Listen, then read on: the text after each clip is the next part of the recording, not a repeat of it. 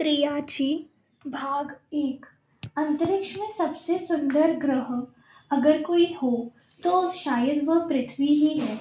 यहाँ जीवन है और कहीं और तो ये जीवन भी नहीं, कई रंग भी हैं। अंतरिक्ष में कई रहस्य भी हैं।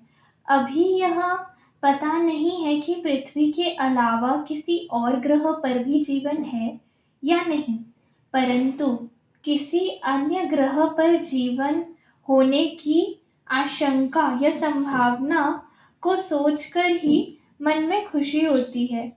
मगर इन सब से दूर पृथ्वी पर जीवन अपने हिसाब से चल रहा है, परंतु पृथ्वी से कई प्रकाश वर्ष दूर एक ग्रह लगभग खत्म हो रहा है। उस ग्रह के खत्म होने का कोई कारण जब तक सामने नहीं आता था। अंतरिक्ष में एक ग्रह खत्म हो गया था। इसका नाम था पृथ्वी। इसका आभास पृथ्वी पर रहने वाले वैज्ञानिकों को भी नहीं था। इस ग्रह का नाम था हिमारू। वैसे अंतरिक्ष की विशालता का अंदाजा तो आज तक कोई नहीं लगा पाया है। ऐसे में इस विशाल अंतरिक्ष में न जाने कितने ग्रह बनते हैं और खत्म हो जाते हैं। अंतरिक्ष के किस ग्रह पर जीवन है और किस पर नहीं, हम इस संबंध में भी कोई जानकारी नहीं है। हिमारू ग्रह के खत्म होने के बीच ही पृथ्वी पर भी कुछ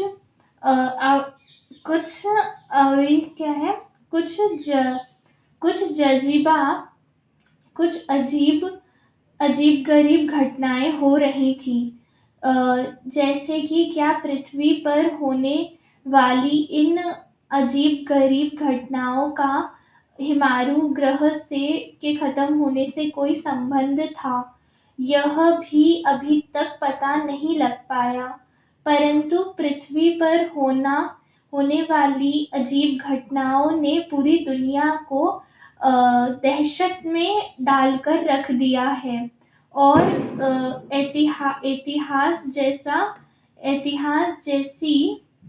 एहतियात जैसी बातों की संभावनाओं को बल मिलने लगा है।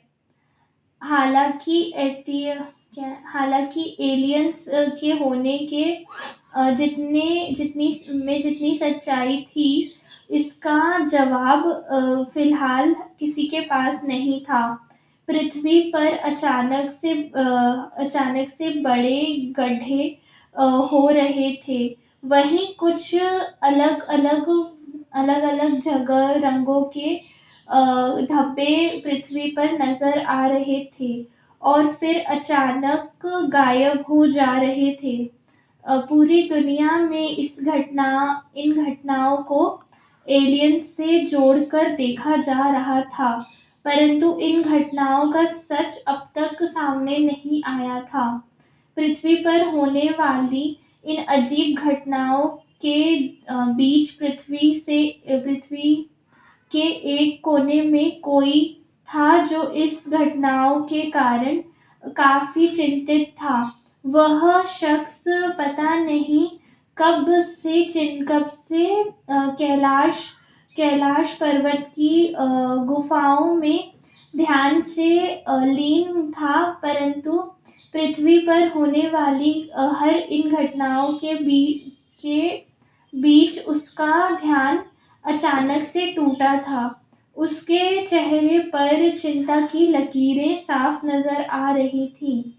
जब कोई डर सता रहा था, कितने ही वर्षों के बाद वह शख्स कैलाश पर्वत की उस गुफा से पहली बार नीचे उतरा था। इस शख्स का नाम था सप्तक नाम था। बड़े लंबे सफेद बाल, बड़ी सफेद दाढ़ी, हाथों में एक कमंडल और दंड और डेंड, चेहरे पर एक अनोखा तेज ताप से मिला हुआ भाल में किसी युवा जैसी तेजी तेजी चाल में किसी युवा जैसी तेजी, यह शख्स सप्तक देखने में ही लोगों को प्रभावित करने वाली छवि बन रहा था।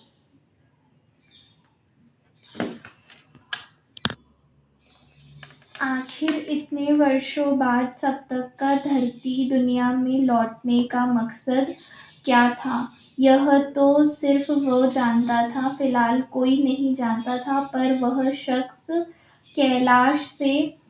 कैलाश से उतरने के बाद उस जगह गया जहां हाल ही में एक बड़ा गड्ढा अपने आप हो गया था।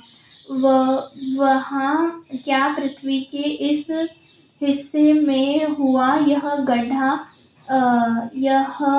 बड़ा सा गड्ढा सप्तक की परेशानी का कारण था।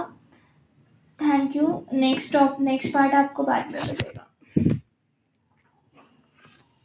वर्षों तक गुफा में रहने के बाद भी सप्तक को कैसे पता चला था कि पृथ्वी पर कुछ अजीब हो रहा है? कौन था यह सप्तक? और वर्षों से ध्यान में लीन रहने के बाद अचानक दुनिया की भीड़ में शामिल क्यों हो रहा था? ऐसे कई सवाल थे जिसका जवाब फिलहाल तो सिर्फ सप्तक के पास था।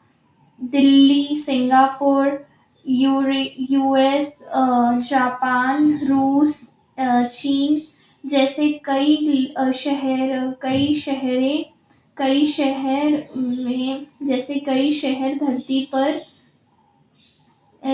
देश धरती पर होने वाली अजीब घटनाओं के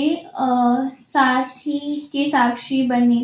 इन कई देशों के शहरों में कई अजीब घटनाएं हुई और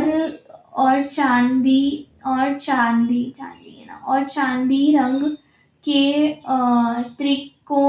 त्रिकोणीय खंभ नजर आए थे। वहां कुछ स्थानों पर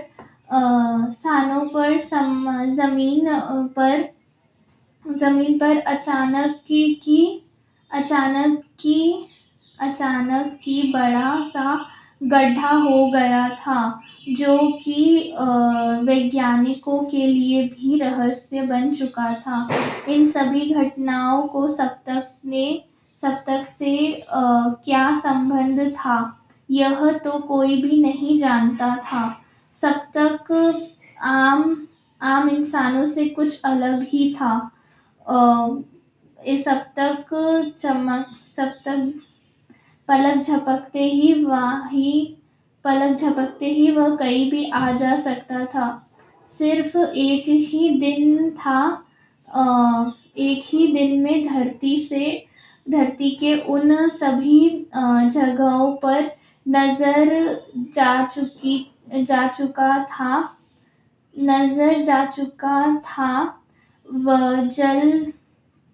जहां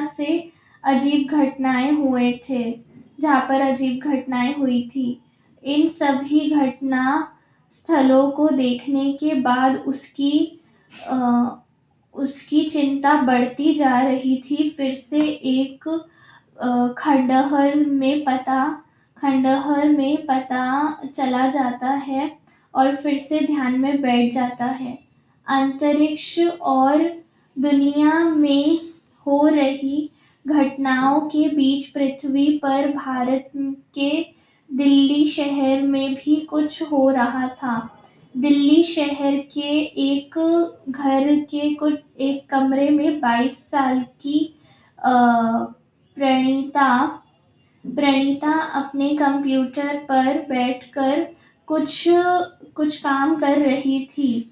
वह बहुत ध्यान से काम करते हुए उसकी उंगलियां कंप्यूटर के कीबोर्ड पर क्लिक हो रही थी।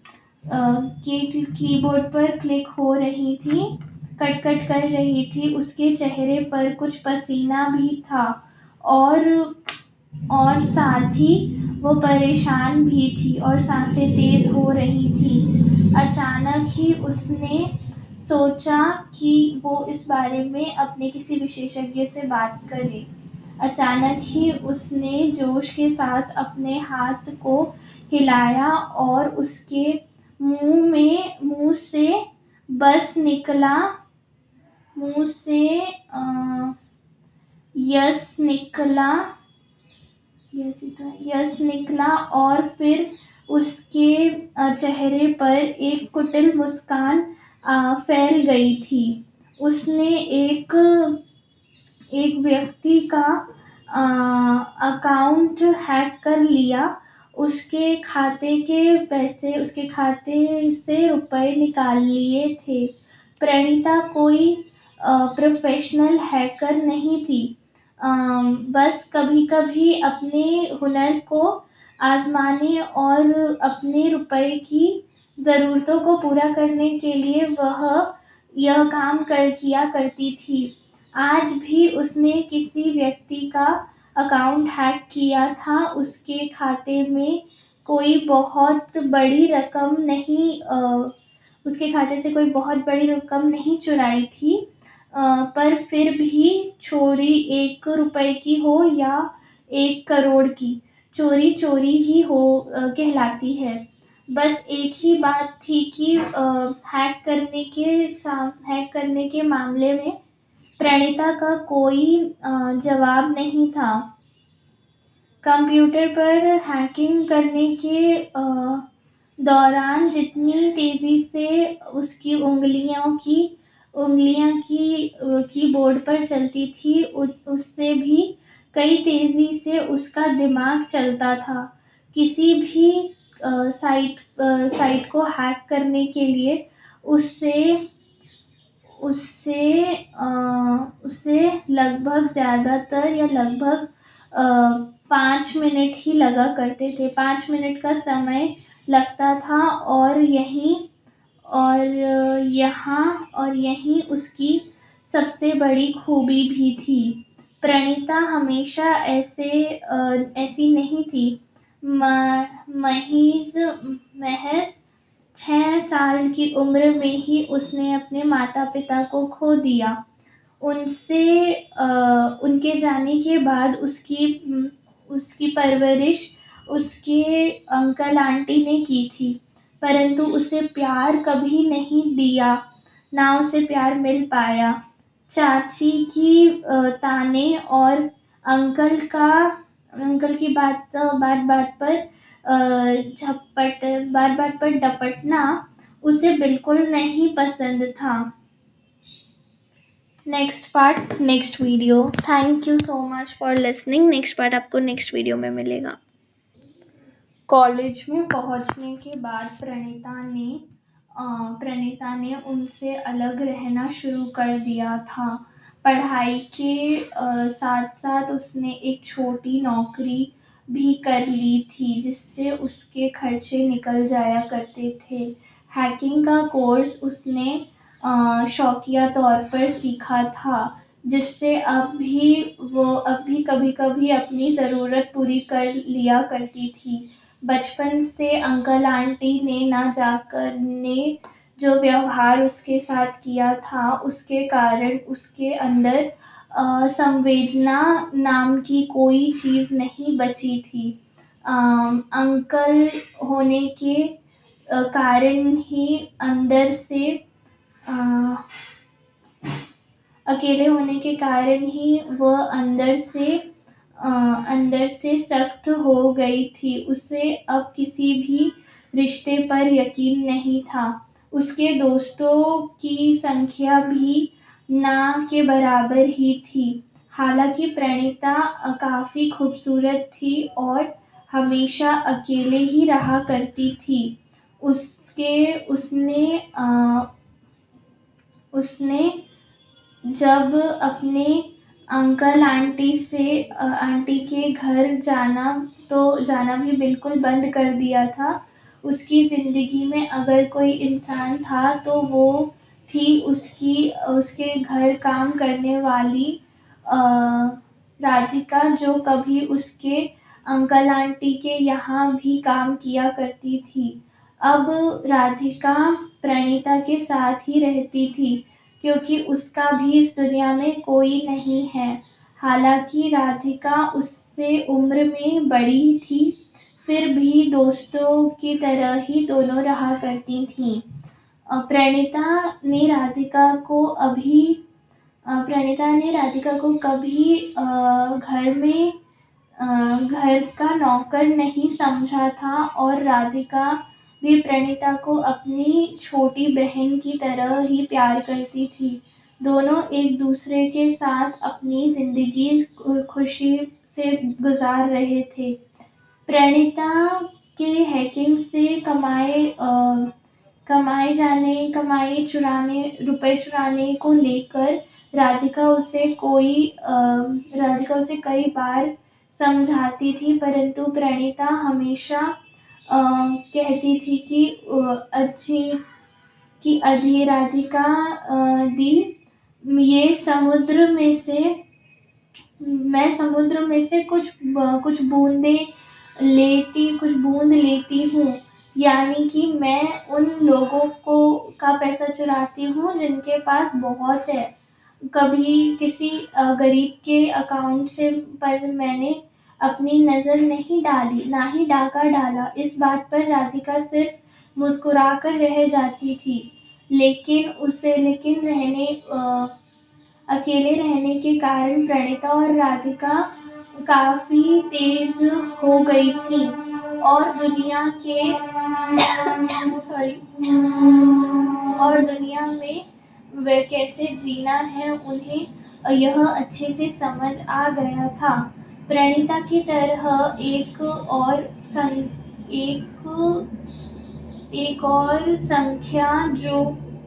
अपनी एक और शख्स था जो अपनी जिंदगी में एक खास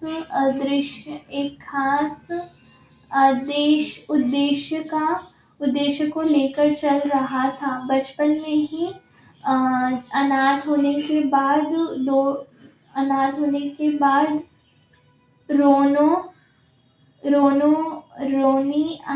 रोनी अनाथ बच्चों को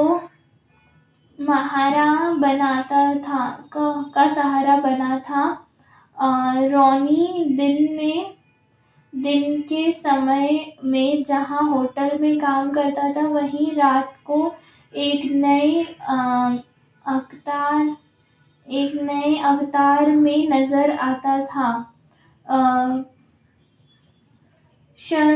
रात के समय में रोनी एक स्ट्रीट फाइटर बन जाता था। फाइट और होटल में काम करने के बाद उसकी जो कमाई होती थी उससे वो 15 लाख बच्चों का पेट भर रहा था और उन्हें रहने के लिए जगह दे रहा था। रोनी का पूरा गैंग भी था जो कि वसूली का काम करते थे, जिसके काम भी वसूली का काम किया करते थे और इससे जो कमाई होती थी वो आपस में बांट लिया करते थे और उससे उन बच्चों की स्कूल फीस भर दिया करते थे। रोनी खुद तो ज्यादा पढ़ा लिखा नहीं था, परंतु वो चाहता था कि उसके साथ रहने वाले बच्चे उसकी तरह जीवन के लिए और जीवन ना जिए और पढ़ लिख कर अच्छे व्यक्तित्व बने। Next part. वैसे रोनी दिल का साफ था, पर उसकी जुबान बहुत कड़वी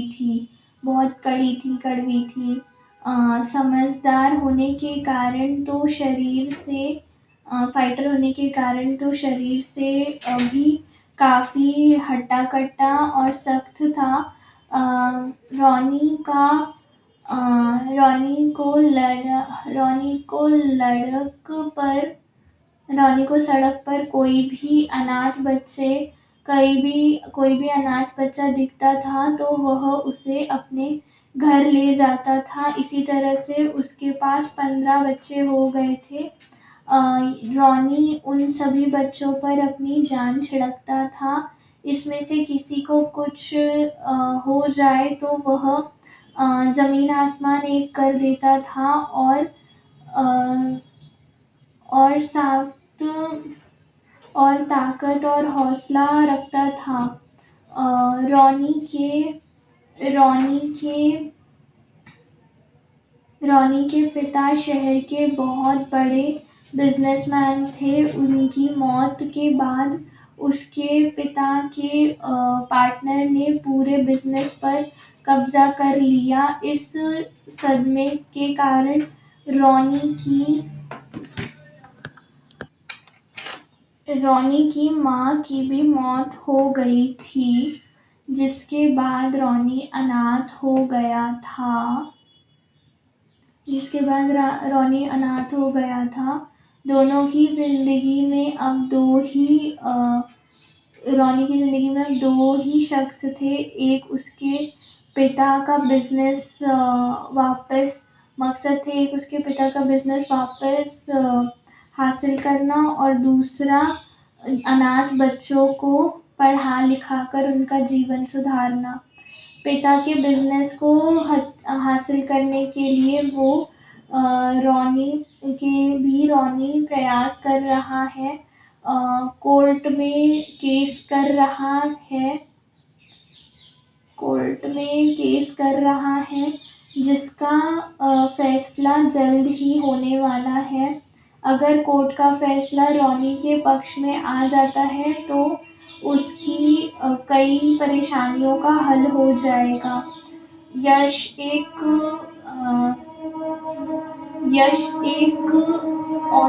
जोशीला नौजवान है। यश एक जोशीला नौजवान है। यश एक जोशीला नौजवान है। कॉलेज स्तर पर राजनीति में कदम रखा है उसने और उसका सपना है कि वे एक दिन बड़े राजनेता के रूप में जाना पहचाना जाए। राजनीति में अपना कैरियर बनाने के लिए यश ने सिर्फ कॉलेज में प्रेसिडेंट का चुनाव लड़कर जीत गया है, बल्कि जिला के चुनावों में भी उसने जिला से प्रदेश स्तर तक अपनी पहचान बनाने के लिए राजनीति के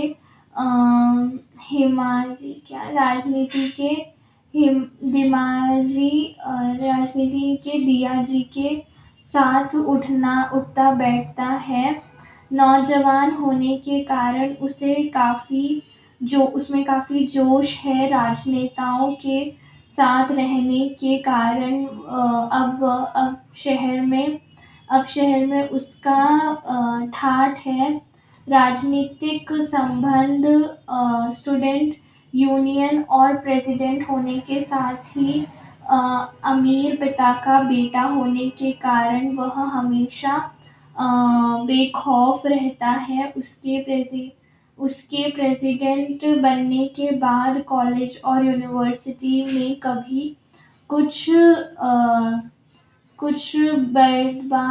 कुछ बदलाव आए हैं, इसलिए कई स्टूडेंट्स उसके साथ हैं। उसकी एक आवाज पर पूरे स्टूडेंट्स इकट्ठा हो जाते हैं।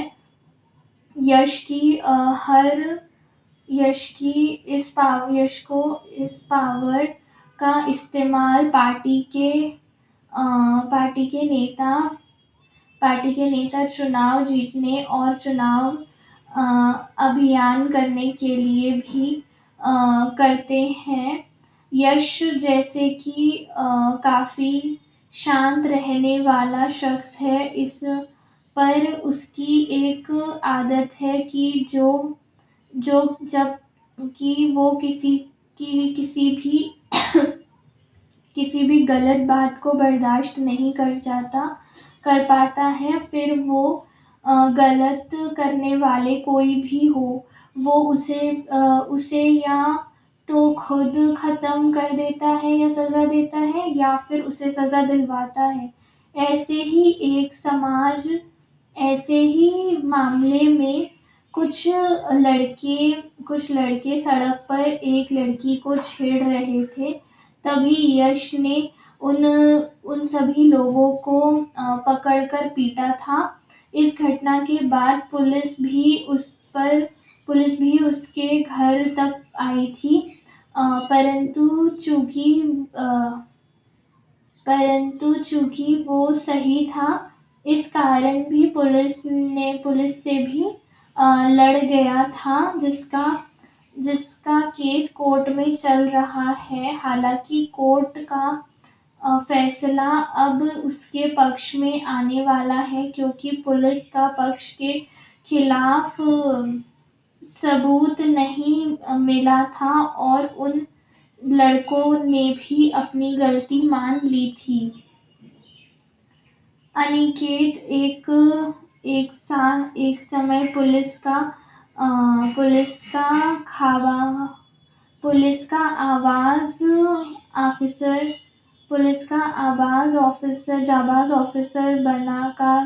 जाबाज ऑफिसर का था।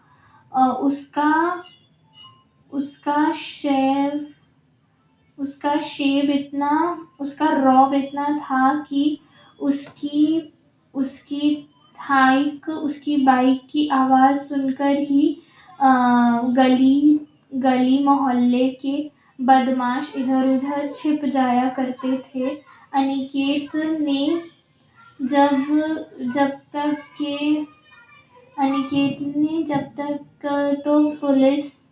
जब तक वो पुलिस में रहा, कई बड़े अपराधियों को सलाखों के पीछे किया था। एक बार एक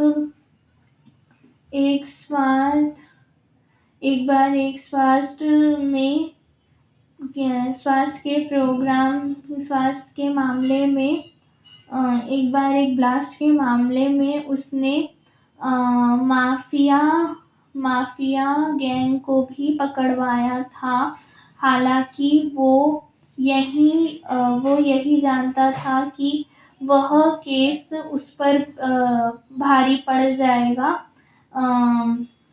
डिपार्टमेंट में ही भ्रष्टाचार होने के कारण माफिया तो साफ बच निकला, परंतु उसने अनिकेत से बदला लेने की ठान ली थी। माफिया ने अपनी राजनीतिक फोर्स लगाकर उसके आधार पर अनिकेत का तबादला करवा दिया और शहर में रहने वाले उसके बीवी और बच्चों को एक ब्लास्ट में मरवा दिया था। अनिकेत समझ गया था कि यह काम उस माफिया का ही है। उसने काफी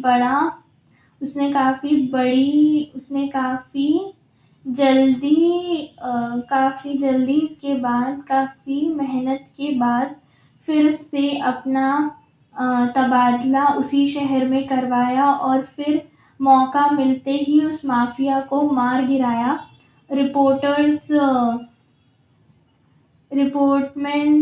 डिपार्टमेंट में उसे व्यक्तिगत दुश्मनी करार कर दिया। अनिकेत को नौकरी से बाहर कर दिया। से निकाले जाने के बाद